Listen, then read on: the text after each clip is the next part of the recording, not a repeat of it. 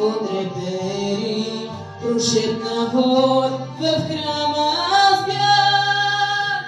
За теб се моля, запалих свеж, от друга свеж, ръка целунат на старица и нещо сказа се в мен, като хранена птица.